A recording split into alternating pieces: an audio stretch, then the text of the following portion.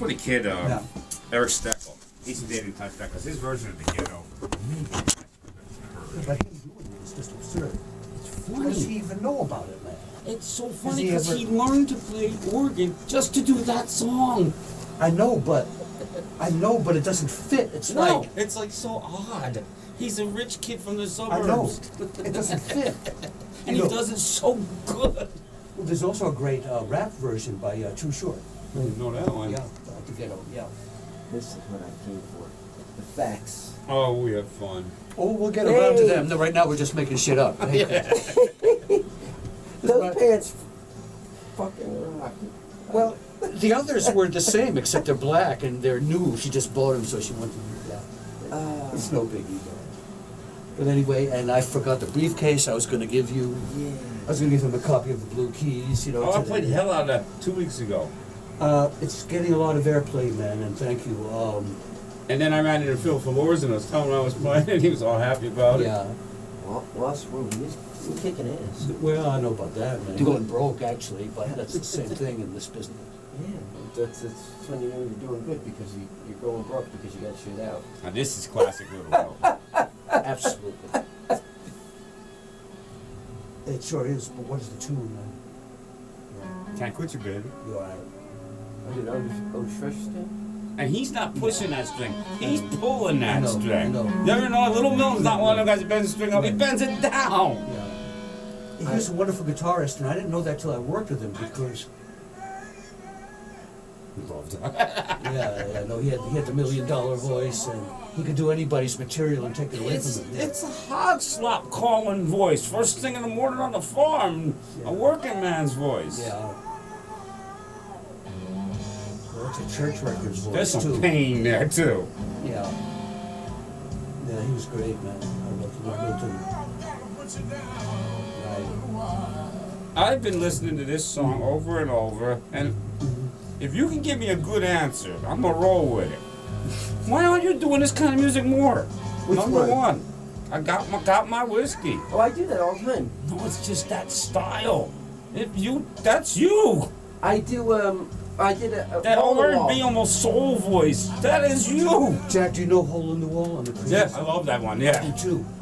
That's another one. Yeah, Yeah. well, the same guy did the. You think, in other words, he should focus more on that instead of trying to do stuff, yeah. all that. Yeah.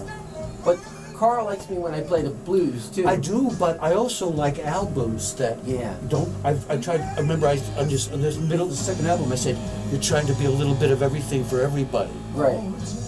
Yeah, but I think his niche is really that blues with that soulful, that blue-eyed soul thing going. I appreciate that because I had the guy. I love you doing the blues because I love to play the blues, but I like albums best when they don't try to do everything. When they focus and narrow the. I'd like to see him do one where it's like going back to Robert Johnson, Josh White, work his way up, and end up sounding like James Brown. I mean, just work right But through Jack, it. you got some of that on here, but it's in reverse. Oh, you got the Big Jack album, huh? Yeah. Oh, of course. I had to pick that picture of you in there. I think that was a few years ago. Yeah, that was. Let me see that. Almost 18 years ago. How about that? I remember that I went out for a walk in Nebraska. It was so my face looks frozen because I was frozen. And we went back to the studio, and then man, you were breaking The Zoo Bar? Yeah. This place I was just telling you about. I was telling him about the Soul Food Kitchen in Lincoln. Yeah. He's got some good Southern stories too. Sure. Undoubtedly. But one of the last things I did with Tom Palmer 2 weeks before he killed himself, he killed himself? Yeah. Yeah, sure. Whose Well, this brains was out in about a year August. ago. I thought it was. I thought he just died. No, his old lady said she was leaving. That was the fifth wife, and he couldn't take it. The fifth wife? Yeah. I was just at his house before that. Well, 2 weeks before that, I was with him at Briggs Farm, and had Lonnie cook up a batch of wings just for us. So that was like one of my last memories. Lonnie hooked us up. A big batch of Southern style wing. Double fried them. Nice and crispy, and then dipped them in his little magic sauce. Do you have any no waiters in the studio? 'Cause you probably would like his version of Got My Whiskey too. we sped it up a little bit, and It's not much different at all. no, it's pretty. It's the same. so. Also, another It's thing so I love. encapsulates everything. Well, I also love what he did with Hell at the House. Yeah. On this one, Yeah. let's see. Same thing. It's a great song. Yeah. Well, the thing That's with the closest version to the original that I've ever It heard. very much is, yeah. I even tried to give him. Speaking of the South, when I sent the Blue Keys down to Mississippi, I got a call back right away from a jock at a station in Jackson, and he was asking me for more records from the label. So I sent him a Wow. bunch of stuff. Yeah. that's awesome. But that was fun. And I told him, man, I used to play Mississippi with a lot of artists. Played West Point with Zora Young, played Sorry, that was badass. Meridian with Sun Seals, played Hattiesburg with Jimmy Johnson. He said, well, you still up for traveling? And I said, yeah. And he said, well, I'm connected to a couple of major festivals here. So we'll see if he stays in touch. I'm not pushing it. Did I tell you I got a call from that guy from one of the judges on the blues thing? No, oh, you said that you were... He really liked the CD, and he said the same thing Jack said. He really liked Got My Whiskey, Yeah. and he really liked the Southern Soul stuff. But my thing is, weren't they nominated for a Blue Soul thing? Then get Well, up this on- guy in Hattiesburg, he was playing the Gene Avery cut on my Right. album, and it was not one of the soul things. It's 29 ways. It's just Yeah, but straight you up can blues. hear the soulfulness in her voice though. And I've done a lot of gigs with Jane. She's just Well, she they- reminds me so much of Jimmy Lawrence. She'll start a song and go, well, don't start there. You know. If you come in on the 4, she'll come in on the 1. It's With just how Gene. it is, yeah. You can rehearse, but you're wasting your time. Yeah, she's just still gonna do it, whatever. Yep. Yeah. Well, Jimmy did that too. You had to be on I your miss toes. Jimmy, but it was so difficult at times. I'd look at him and he'd go, he'll come around again. Mhm. Yeah. Well, sometimes you had to hesitate when you know he's going to, or if he jumps or leaves out. The hardest part was when you're doing like a jazz tune and he leaves out a third of the song. Now you don't know where We he put is. Right. the second line of the third verse Right. first. Yeah. What? Yeah. All those guys do that. They don't give much thought to order, but Well, some do. some do. Some do. PC does that too. A lot of times you listen to what she's singing, go, what did she just say? It's not even part of the song. Yeah. I always tell people, listen to your singer, but sometimes you're better off not. Yeah. Over the years, it's like Lord. if I can see the bass player, I'm okay because I can feel it. I don't even have to know. But a lot of times the guitar player, if I'm watching where his changes are, I know what's coming. I'm good. Well, Played enough guitar over the years that when I see his hand moving, he's going to the 5. Okay, we're gonna have a quick 4 any second now. When a drummer plays other instruments. It helps. It definitely yeah. helps. Well, if they're messing up too bad, you can always just go metronomic and just hit that downbeat. Oh yeah, Algie taught me that. But he would do it on me. Yeah. We're talking a 300 and some pound Right. man. You can actually feel it, right? Oh yeah. Johnny Rawls does that too. Like, he'll go like this when a drummer's not hitting the snare hard enough. Oh yeah. Well, the worst case I ever had that was Phil Guy, and I did a lot of stuff with Phil. He'd grab your arm like this, say, play. You're doing a solo, and he's holding your right arm. Wow. He's yelling, play, and he's holding your right arm. How the fuck, He was good. Phil Guy. I listened You to gotta be some of kidding. his stuff and Well- thought, he could have been good if Buddy wasn't his brother. Yeah, Jack's got it. Phil had skills. He could play the guitar and he could sing. He had nothing upstairs. And he was Buddy's brother. That's all he was ever going to be was Buddy's And brother. If you spend any time with him, all you heard about was the fact that his brother was successful and he wasn't. But his brother had the charisma, had the brains. Phil would start a gig with 5 consecutive slow blues. I seen I'm gonna do that. Yeah, let me know how it I works. seen Jimmy Vaughn do it. What? In 25 songs, 18 of them were the same in the key of E. I know. The same shuffle. So he'd be on stage, he'd be playing a solo, and he'd be talking to himself about Buddy. About Buddy. Pissed I'm about right it. next to him on stage, he's talking about Buddy. And listen, I got a Phil, we went up to Canada for 5 weeks. He didn't do the paperwork. We got sent back to the border from Edmonton. Wow. Stuff like that. One day he put his wig on sideways and nobody in the band told him because we thought it was so funny. We go up to Canada.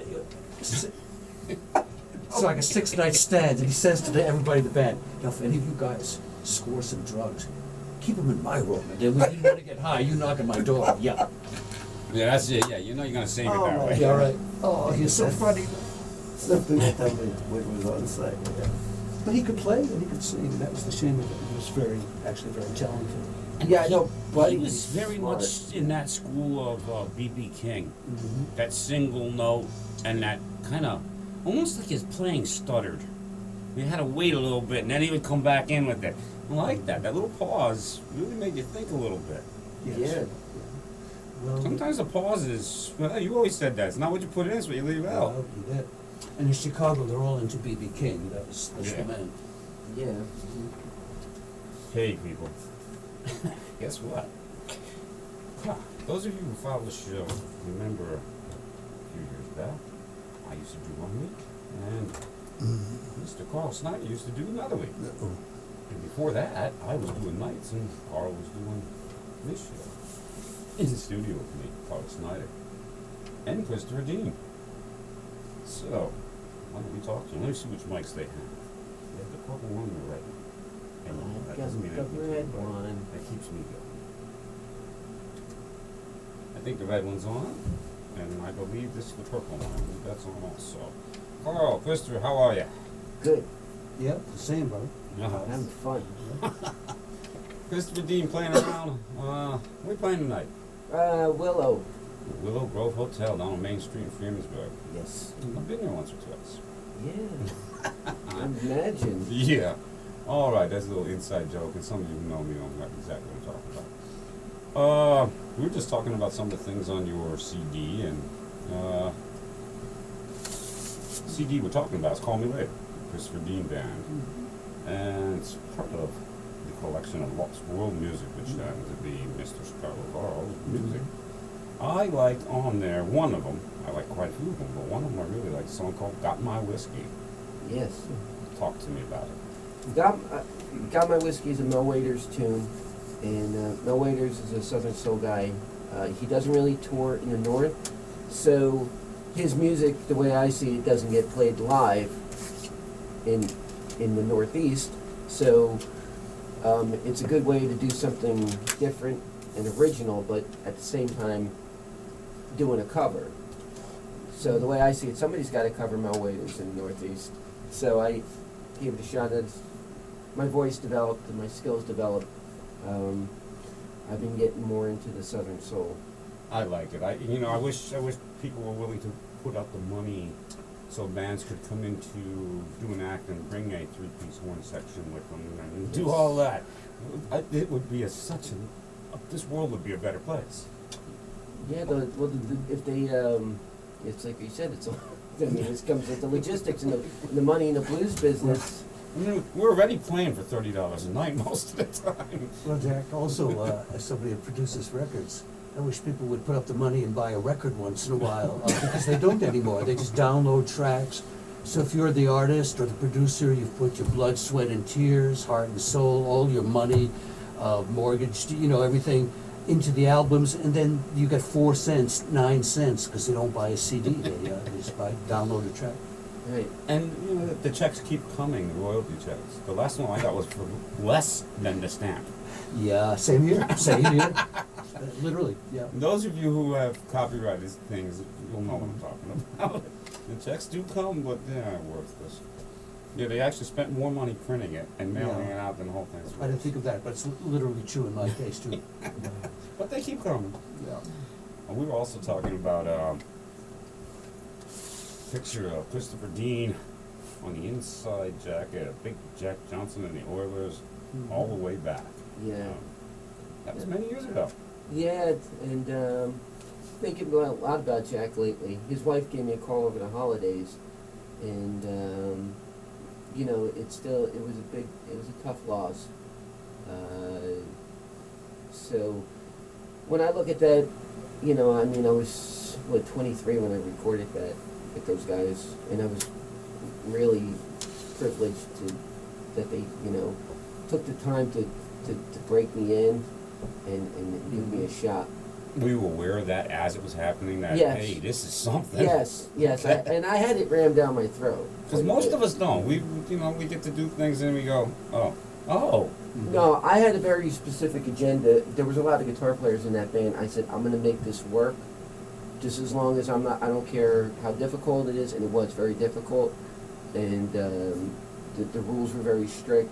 And Jack was a tough band leader, and so. Plus, he looked like the kind of guy you really didn't want him to get a little perturbed with you. Well, actually, what I found out is that he was actually a lot nicer than. He was tough on stage, but off stage, Nice you couldn't guy. beat him. You could not beat. He was, and so I fought with him like I fought with my own father. It was that kind of relation.